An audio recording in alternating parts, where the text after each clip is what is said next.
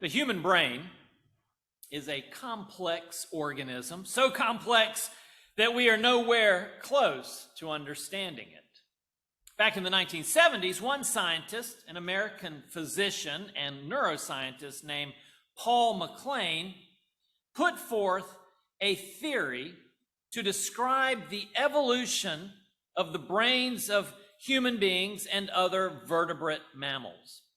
MacLean proposed that the brain consists of three independent consciousnesses that were added one at a time over the course of evolution. He identified these three parts of the brain as the reptilian brain, the limbic system, and the neocortex. Now, it is important to point out that MacLean's theory is no longer held by the majority of neuroscientists. For one thing, we know that the brain works in unison, all of its parts working together, not as three independent consciousnesses. However, MacLean's ideas have been adopted by some psychiatrists to help explain human behavior. So, with that in mind, let's take a look at this triune brain theory. According to MacLean, the most recent addition to our brains is the part he calls the neocortex. And this part governs our language, our abstract thinking, our reasoning, and our ability to plan. It's really what makes us have a human culture. Now, the second oldest part of the human brain is the limbic system, and this is the center of our motivation, our emotions, our memories, including our behaviors like parenting. The limbic system is a little below our rational thinking part. It's more of who we are. But the part that interests me for today is the part that MacLean says is indeed the oldest part of our brain, which he calls the reptile brain or the reptilian brain. Some call it our lizard brain. And it is here that we find the primitive desires related to hunger and thirst and reproduction and territoriality. It also governs our habits and our procedural memory, like putting your keys in the same place every day without even thinking about it. The reptile brain is our base code. It can be rigid and compulsive. Say, imagine someone cuts you off in traffic and you react angrily. Or there's one last cookie on the table and you grab it. Or a balloon pops and you jump. These are the responses of our reptilian brain. These actions protect us, and they helped us survive the dangers of nature and wild animals and our enemies. The reptilian brain doesn't waste time in thoughts or thinking. It just reacts. It hijacks our thinking brain and throws us into that fight or flight reflex. Now, as I said, MacLean's theory has largely been dismissed, but the ideas have been used as a model to explain human behavior. I mean, come on, who among us hasn't felt that overwhelming drive of the reptile brain when we've been wronged or frightened? Here in the 10th chapter of the Gospel according to Mark, Jesus and his disciples are traveling towards Jerusalem for the Passover festival. This, as we know, will be Jesus' last time to visit the city. For the past 3 years, Jesus has been preaching throughout the region of Galilee, and in this time, he's developed a substantial following. He's built up a reputation among the people there. And along this journey to Jerusalem, Jesus tells his disciples what's going to happen to him when they reach the capital. He tells them, "We are going up to Jerusalem, And the Son of Man will be handed over to the chief priests and the scribes, and they will condemn him to death. Then they will hand him over to the Gentiles. They will mock him and spit upon him and flog him and kill him. And after 3 days, he will rise again. As Christians, we identify these warnings of Jesus as the passion predictions. Jesus tells them once. He tells them twice. And then in our reading, he tells them a third time. After Jesus tells the disciples of his fate, two of them, the brothers, James and John, they approach Jesus with a request. They say to him,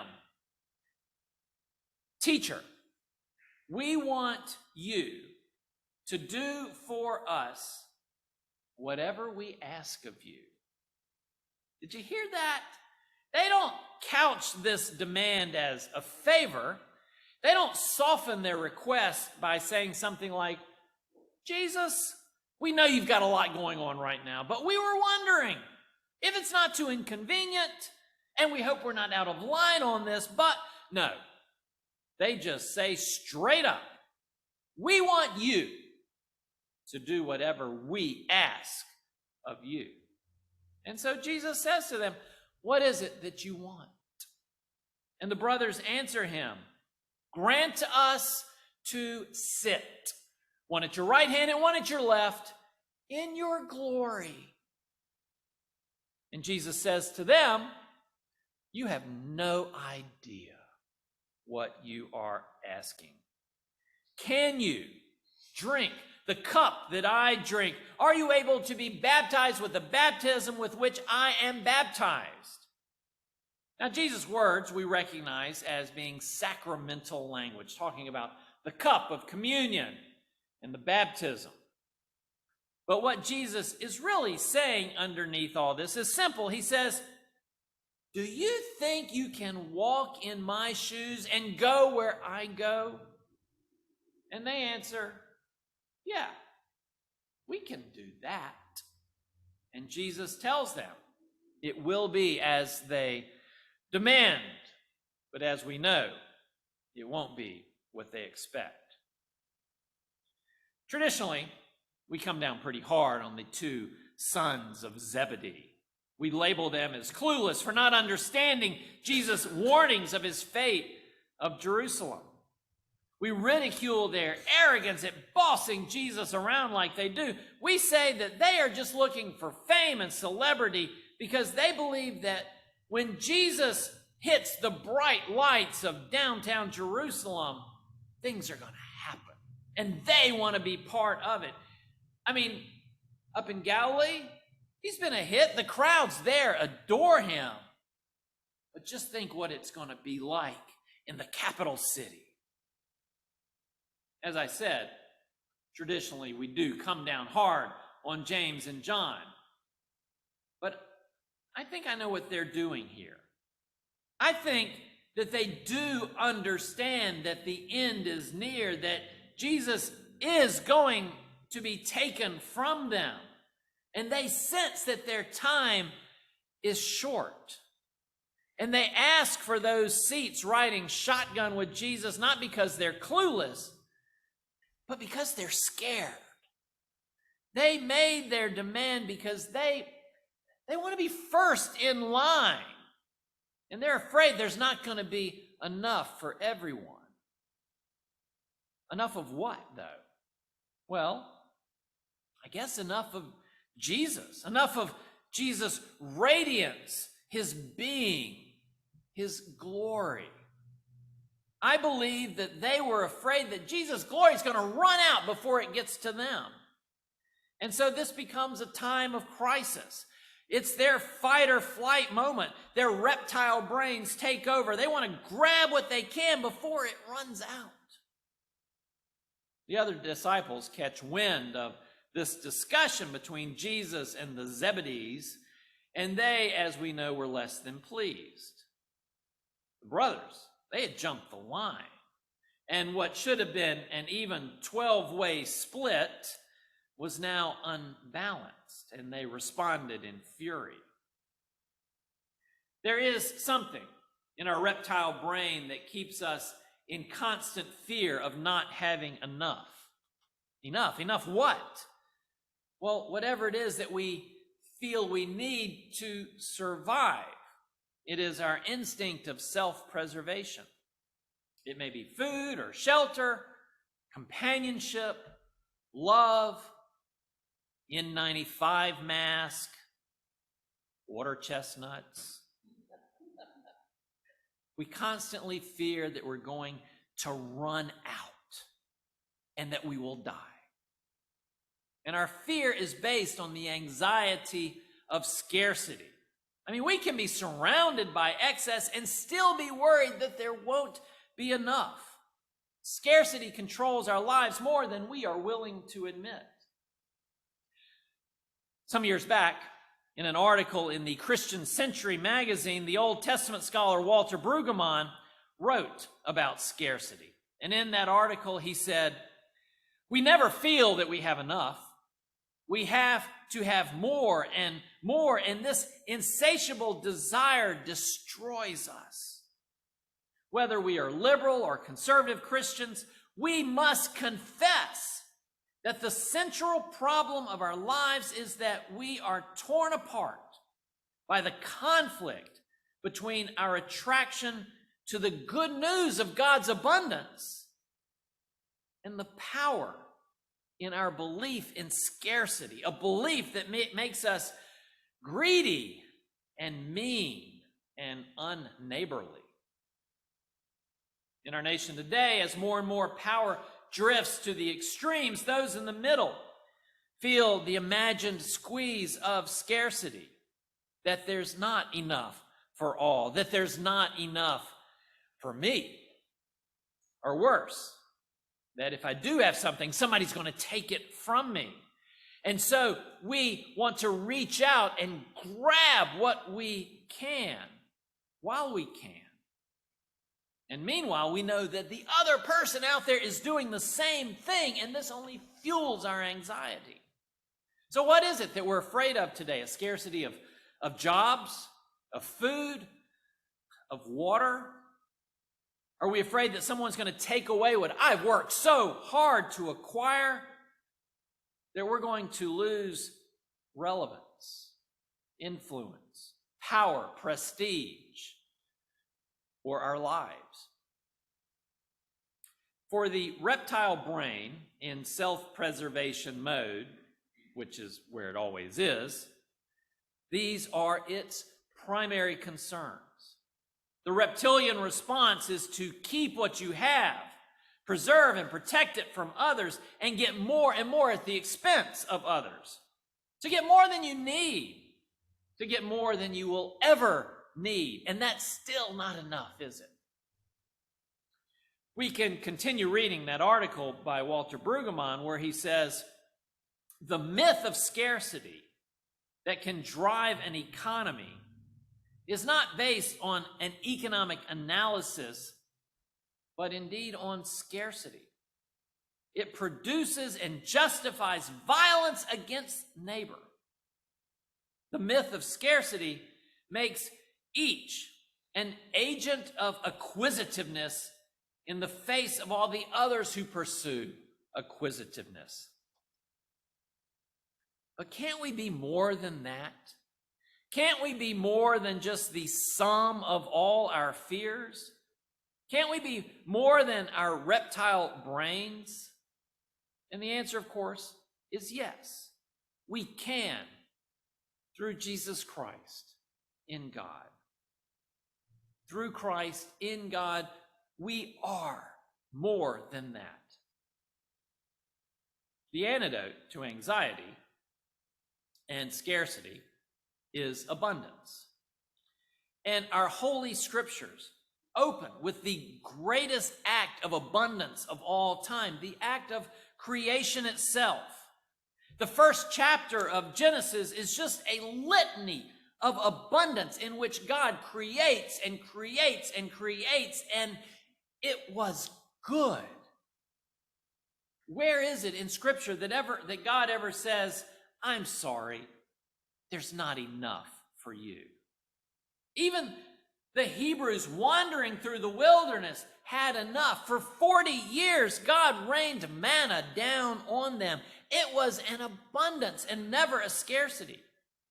And we all know the wonderful story of Jesus feeding thousands with what appeared to be just a scarcity. It was, in fact, an abundance. The brothers James and John viewed Jesus' glory as being limited, and so they coveted it for themselves. But there was no need, because Jesus' glory is indeed infinite. But it's our reptile brain, our sin, to question the abundance of God's love. Just yesterday, you, as a congregation, denied scarcity a seat at the table as you proclaimed the abundance of God's love. As a congregation, we stared scarcity in the face, and we created food to go to those who are the true victims of scarcity. You donated, and you worked to create those 10,000 meals for people that we will never meet. Yesterday, you embodied the words of the Apostle Paul, words that he wrote in his letter to the church in Corinth, saying, "And God is able to provide you with every blessing in abundance, so that by always having enough of everything, you may share abundantly in every good work." We have abundantly. And so we shared what we have. We shared our money. We shared our time so that others may live. God's blessing to us in Jesus is not about power or glory. It's not about food or wealth. It is quite simply about love. Love shared in abundance. God is love. And that love, like God, is infinite. And we should never fear that this love will run out or that will ever be held back from us. That love exists in abundance, more than we can ever imagine, and certainly more than we can ever need. And so it should be our mission as a congregation of the church, as the people of God, as disciples of Jesus Christ, to show the world the gracious abundance that we find in God. To say to the world, you do not need to be afraid. God is with you. Lastly, I would like to close with these words from Psalm 72. May there be abundance of grain in the land. May it wave on the tops of the mountains. May its fruit be like Lebanon. And may people blossom in the cities like the grass of the field. Blessed be the Lord, the God of Israel, who alone does wondrous things. Amen.